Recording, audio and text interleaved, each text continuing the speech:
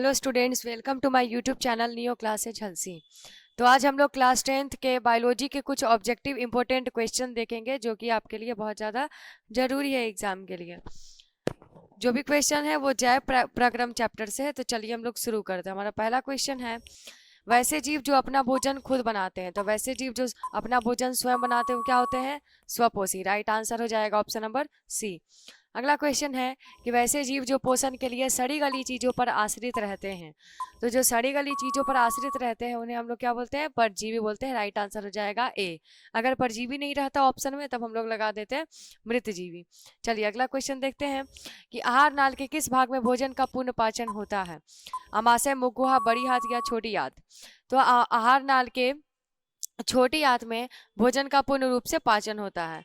अगला क्वेश्चन है कि स्वपोषी भोजन के लिए आवश्यक है। तो स्वपोषी भोजन के लिए सूर्य प्रकाश भी जरूरी है, क्लोरोफिल जरूरी है, फिर जल और कार्बन डाइऑक्साइड ये भी जरूरी है। राइट आंसर हो जाएगा ऑप्शन नंबर डी। स्वपोषण के लिए सभी जरूरी है। अगला क्वेश्चन है कि भोजन का पचना किस प्रकार की अभिक्रिया है? उपचयन, संयोजन, विस्थापन या अपचयन? तो भोजन का पचना जो है वो उपचयन अभिक्रिया है। Option number A. अगला क्वेश्चन है कि इनमें कौन प्रकाश संश्लेषी अंगक है? पत्ती, स्टोमाटा, तना और हरित लवक? तो हरित लवक, जिसको एक भाषा में क्लोरोप्लास्ट भी बोलते हैं, ये प्रकाश संश्लेषी अंगक है। Option number B. अगला क्वेश्चन है कि पाचन में भोजन को पचाने वाला प्रथम एंजाइम कौन है? Lipase, trypsin, ptyalin, pepsin? Right answer हो जाएगा ऑप्शन नंबर सी, टाइलिन। अगला क्वेश्चन है कि मानव में डायलिसिस थैली है। तो डायलिसिस थैली है नेफ्रॉन, माइटोकॉन्ड्रिया, न्यूरॉन या इनमें से कोई नहीं। इसका राइट आंसर हो जाएगा नेफ्रॉन। Option number A. अगला क्वेश्चन देखते हैं कि इथाइल अल्कोहल किस प्रकार के श्वसन से बनता है? वायवीय, अवायवीय, दोनों या कोई नहीं?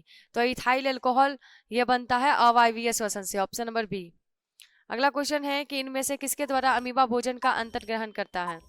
केंद्रक, भोजन, राजधानी, परिवहन या कूटपाद? राइट आंसर हो जाएगा ऑप्शन नंबर बी, कूटपाद के जरिए। क्वेश्चन है कि मनुष्य में प्रमुख उत्सर्जी अंग कौन है? रक्त, वृक्क, स्वेद, बड़ी आंत? तो मनुष्य में प्रमुख उत्सर्जी अंग कौन है? वृक्क है, जिसको किडनी भी बोलते हैं। अगला क्वेश्चन, वृक्क की क्रियात्मक इकाई कौन है? कॉर्टेक्स, पेल्विस, मेडुला या नेफ्रॉन? तो वृक्क की जो क्रियात्मक इकाई है वो है नेफ्रॉन। अगला क्वेश्चन देखते हैं, विभिन्न क्रियाओं के फलस्वरूप बने हानिकारक पदार्थ को शरीर से बाहर निकालने के तंत्र को क्या बोलते हैं? अर्थात जो एक्स्ट्रा जो वेस्ट मटेरियल होता है उसको बॉडी से निकालते हैं तो वो किस सिस्टम के जरिए? तो एक्सक्रीटरी सिस्टम, उत्सर्जन तंत्र। अगला क्वेश्चन है कि मनुष्य में वृक्क एक तंत्र का भाग है जो संबंधित है। तो वृक्क जो है वह उत्सर्जन तंत्र से संबंधित है। राइट आंसर हो जाएगा ऑप्शन नंबर सी। अगला क्वेश्चन है कि पौधों में जाइलम उत्तरदायी है जल के परिवहन के लिए, ऑक्सीजन के परिवहन के लिए, भोजन के लिए, अमीनो अम्ल के लिए? तो जाइलम उत्तरदायी है जल के वहन के लिए। अगला क्वेश्चन है कि सजीवों में किसे ऊर्जा का सिक्का, है ना, ऊर्जा का सिक्का किसे कहते हैं? तो एटीपी को हम लोग बोलते हैं ऊर्जा का सिक्का। राइट आंसर जाएगा ऑप्शन नंबर ए।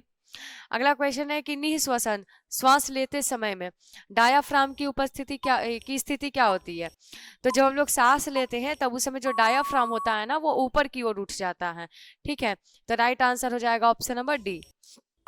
अगला क्वेश्चन है कि कूपिका में गैसों का आदान प्रदान किस विधि से होता है? तो कूपिका में गैसों का आदान प्रदान जो है वो विसरण प्रक्रिया द्वारा होता है। किसके द्वारा होता है? विसरण प्रक्रिया। चलिए अगला क्वेश्चन देखते हैं कि ऑक्सीश्वसन में कार्बन डाइऑक्साइड और जल कहाँ बनता है? कोशिका द्रव में, क्लोरोप्लास्ट में, गुणसूत्र या माइटोकॉन्ड्रिया? राइट आंसर हो जाएगा माइटोकॉन्ड्रिया। चलिए अगला क्वेश्चन देखते हैं कि इथाइल अल्कोहल या लैक्टिक अम्ल का निर्माण अनॉक्सी श्वसन में कहाँ होता है? कोशिका द्रव, गोल्जिकाय, राइबोसोम या माइटोकॉन्ड्रिया? तो इथाइल अल्कोहल या लैक्टिक अम्ल का जो निर्माण है वह मांसपेशियों में, माइटोकॉन्ड्रिया में हो रहा होता है। Right answer option number C. चलिए अगला क्वेश्चन देखते हैं कि पौधों के किस क्रिया में के द्वारा बाहरी वातावरण से ऑक्सीजन कोशिकाओं तक पहुंचता है? तो पौधों में किसके जरिए बाहरी वातावरण से ऑक्सीजन कोशिकाओं तक पहुंचता है? तो इसका राइट आंसर हो जाएगा, चलिए अगला क्वेश्चन पे बढ़ते हैं कि सांस लेने और छोड़ने को क्या बोलते हैं? तो सांस लेना और छोड़ना दोनों प्रक्रिया मिला करके हम लोग उसको श्वसन बोलते हैं। Right answer C number. अगला क्वेश्चन है कि पायरुवेट के विखंडन से यह कार्बन डाइऑक्साइड, जल तथा ऊर्जा देता है। यह क्रिया किसमें होती है? तो पायरोवेट के विखंडन से कार्बन डाइऑक्साइड जल तथा ऊर्जा देता है। यह प्रक्रिया जो है वो माइटोकॉन्ड्रिया में होती है, ऑप्शन नंबर सी। अगला क्वेश्चन है कि एक स्वस्थ मनुष्य में प्राकुंचन तथा अनुशीतलन दाब कितना होता है? बहुत इंपॉर्टेंट क्वेश्चन है ये सारा। चलिए, तो इसका राइट आंसर हो जाएगा 120/80 mmHg। राइट आंसर हो जाएगा ए नंबर। अगला क्वेश्चन है कि विश्राम की अवस्था में मनुष्य का हृदय 1 मिनट में कितनी बार धड़कता है? तो सबको पता है कि ये कितना बार धड़कता है, 72 बार। अगला क्वेश्चन है कि पौधों में जाइलम द्वारा पदार्थों का स्थानांतरण होता है नीचे की ओर, ऊपर और नीचे दोनों, या ऊपर की ओर, या कोई नहीं? तो जाइलम द्वारा होता है ऊपर की ओर। अगला क्वेश्चन देखते हैं कि श्वसन की क्रिया द्वारा निम्न में से किसका निर्माण होता है? रक्त, एंजाइम, ऊर्जा और प्रकाश। तो श्वसन की प्रक्रिया में ऊर्जा का निर्माण होता है। अगला क्वेश्चन, हरे पौधों में भोजन बनाने की प्रक्रिया को क्या कहेंगे? तो भोजन बनाने की प्रक्रिया को हम लोग क्या बोलते हैं? प्रकाश संश्लेषण बोलते हैं। अगला क्वेश्चन है कि इनमें से किसके द्वारा अमीबा भोजन का अंतर्ग्रहण करता है? कूटपाद, भोजन राजधानी, केंद्रक और सीलिया। राइट आंसर हो जाएगा ऑप्शन नंबर ए, कूटपाद। इसके जरिए ये भोजन का अंतर्ग्रहण करता है। क्वेश्चन है कि ग्रहणी भाग है मुख गुहा का, आमाशय का, बड़ी आंत का, या छोटी आंत का? तो जो ग्रहणी है वह छोटी आंत का क्या है? भाग है, ऑप्शन नंबर सी। अगला क्वेश्चन है कि मछलियां किस अंग के द्वारा श्वसन करती है? फेफड़ा से, ट्रैकिया से, गिल्स से, या कोशिका झिल्ली से? तो जो मछलियां होती है वह गिल्स से श्वसन करती है। अगला क्वेश्चन है कि रक्त इनमें से किसकी उपस्थिति के कारण लाल दिखता है? थ्रोम्बिन, फाइब्रिन, थ्रोम्बोप्लास्टिन, या हीमोग्लोबिन? राइट आंसर हो जाएगा हीमोग्लोबिन। इसके कारण रक्त का जो रंग होता है वो क्या होता है? लाल होता है। शुद्ध या ऑक्सीजनित रक्त को हृदय से शरीर के विभिन्न भागों में ले जाने वाली रक्त वाहिनी क्या कहलाती है?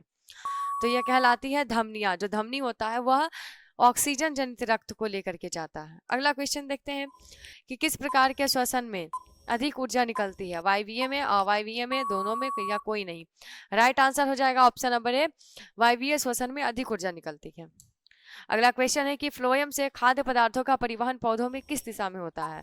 आपको बताया गया कि जाइलम में ऊपर की ओर, जबकि फ्लोएम जो होता है उसमें ऊपर नीचे दोनों ओर होता है। तो इस प्रकार से हम लोगों ने जय प्रक्रम क्लास 10 का इंपॉर्टेंट ऑब्जेक्टिव देखा। अगर आपको वीडियो अच्छी लगी होगी तो इसे लाइक शेयर करें, और हमारे चैनल पर नए हैं तो इसे सब्सक्राइब करना ना भूलें। Thank you.